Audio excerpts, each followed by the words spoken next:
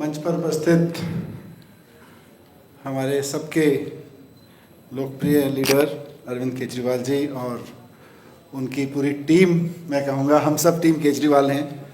यहाँ इस सभा में विशेष रूप से उपस्थित देश के अलग अलग कॉलेजेस यूनिवर्सिटीज से आए हुए स्टूडेंट्स, ये बहुत सुनहरा मौका है कि आज आम आदमी पार्टी एक नई सोच के साथ, एक नए विजन के साथ अपना स्टूडेंट विंग लॉन्च कर रही है ASAP के नाम से। इसमें ASAP में दो बड़ी खूबसूरत चीज़ें हैं। अगर इसके पूरे नाम को देखो तो इसमें अल्टरनेटिव पॉलिटिक्स है। मकसद साफ है कि आम आदमी पार्टी जो अल्टरनेटिव पॉलिटिक्स करने आई है, हमारा स्टूडेंट विंग भी वही करेगा, अल्टरनेटिव पॉलिटिक्स की बात करेगा। उसका जिक्र मुझसे पहले कई सारे साथियों ने किया, लेकिन उसके पूरे नाम में जो है ASAP, ये युवाओं का बड़ा प्रिय शब्द है, यूथ का। और थोड़ा सा डिस्टेंस से देखो तो आज देश में जो भी पॉलिसी रिफॉर्म की जरूरत है, जो भी सुधारों की जरूरत है, जो भी पॉलिटिकल रिफॉर्म की जरूरत है, जहां भी खड़ो के आप देखो अल्टरनेटिव पॉलिटिक्स की जरूरत है, वो है तो ASAP। वी आर लेट, हम लेट हो गए हैं, बहुत सारी चीजों में लेट हो गए हैं।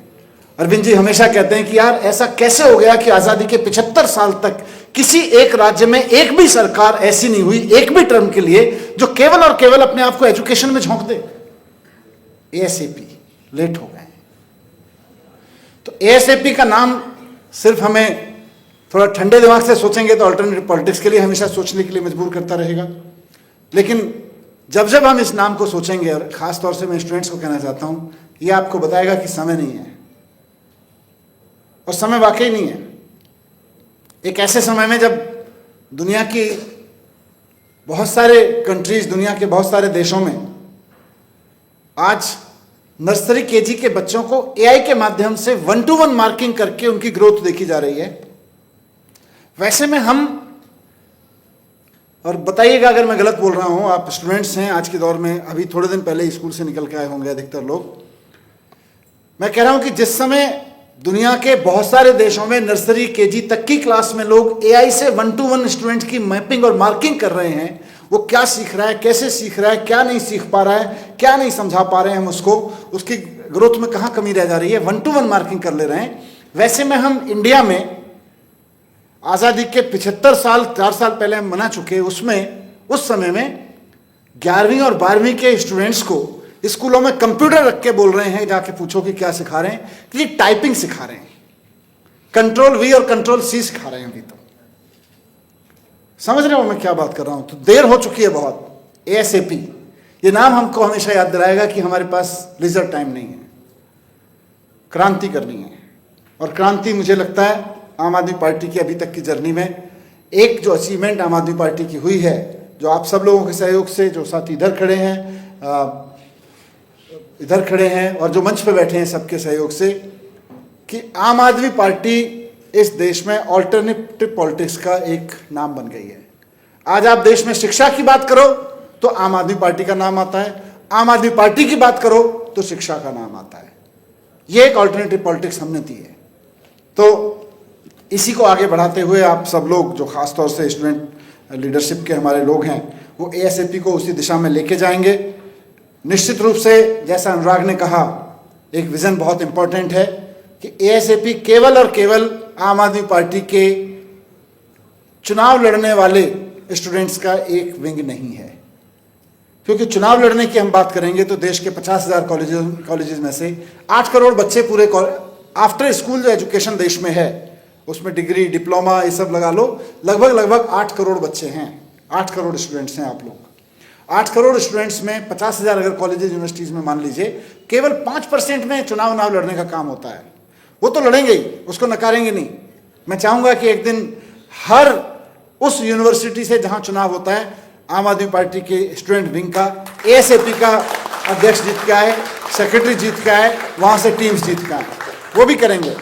लेकिन जहां चुनाव लड़ेंगे और जहां चुनाव नहीं भी होता है, वहां भी हम अल्टरनेटिव पॉलिटिक्स की बात करेंगे और खास तौर से एजुकेशन रिफॉर्म की बात करेंगे।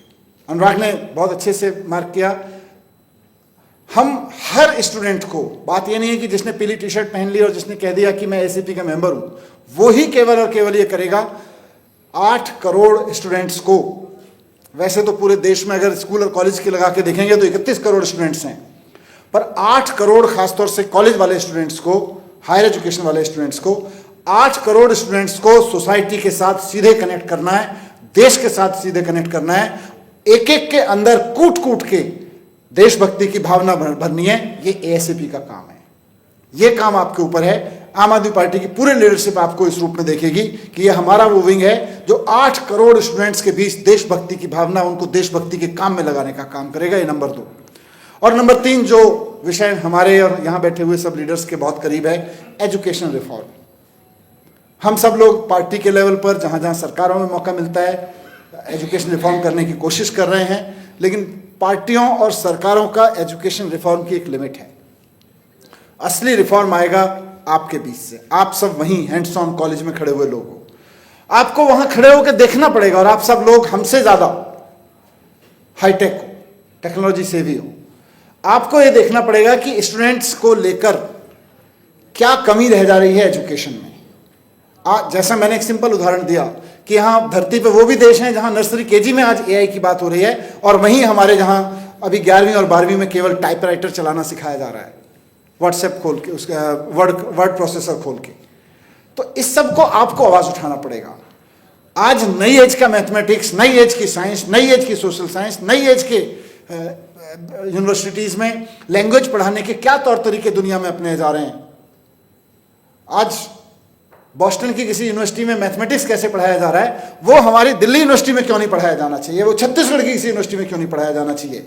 वो जो रिसर्च वहाँ पे किसी कैलिफोर्निया यूनिवर्सिटी में हुई है, जापान की किसी यूनिवर्सिटी में हुई है पढ़ाने के नए तौर तरीकों पे, कंप्यूटर साइंस को पढ़ाने के नए तौर तरीकों पे, वो गुजरात की यूनिवर्सिटी में और पंजाब की यूनिवर्सिटी में क्यों नहीं पढ़ाया जाना चाहिए। ये आवाज़ आपसे उठ के आनी चाहिए। मैं चाहूँगा कि वो आपके बीच से उठ के आए।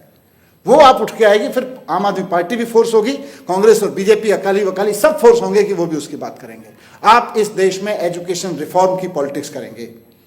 एजुकेशन रिफॉर्म क्या चाहिए वो कॉलेज का खड़ा हुआ लड़का लड़की बताएगा क्या चाहिए हमें। आज अगर अमेरिका अपने बच्चों को इस स्टाइल में पढ़ा सकता है, यूएस इस स्टाइल में पढ़ा सकता है, उस टेक्नोलॉजी का यूज करते हुए हम क्यों नहीं पढ़ा सकते हैं। इस पर आपको बात रखने की जरूरत पड़ेगी। तो एजुकेशन रिफॉर्म का चेहरा बनेंगे, एजुकेशन रिफॉर्म का ब्रेन बनेंगे, एजुकेशन रिफॉर्म की आवाज़ बनेंगे। मैं ये उम्मीद करता हूँ बहुत ज़रूरतें हैं और इस देश के 31 करोड़ स्टूडेंट्स को रिप्रेजेंट करेंगे आप, और 140 करोड़ लोग। और जिस दिन आप ये सब करने लगेंगे, आप यकीन मानिए इस देश के 140 करोड़ लोग आपकी तरफ उम्मीद से देखेंगे, आपके ऊपर भरोसे से देखेंगे। इसलिए एएसएपी लॉन्च कर रहे हैं। सिर्फ इसलिए नहीं कि हम एक पार्टी हैं, एक स्टूडेंट विंग होना चाहिए, सिर्फ इसलिए नहीं कि बाकी पार्टियों के विंग चुनाव लड़ते हैं, हमें चुनाव लड़ना चाहिए, नहीं, बिल्कुल नहीं। ऑल्टरनेटिव पॉलिटिक्स करनी है, अभी तक की है, आगे भी करेंगे। स्टूडेंट विंग में भी यही होना चाहिए। बहुत बहुत शुभकामनाएं सभी स्टूडेंट्स को जो इसके फ्लैग बेरर बनने वाले हैं, और वो पूरी टीम जो इसकी ब्रेनस्टॉर्मिंग करके यहाँ खड़ी हुई है, इसको यहाँ तक लेके आई है, उसको भी बहुत बहुत बधाई देना चाहता हूँ। Thank you very much.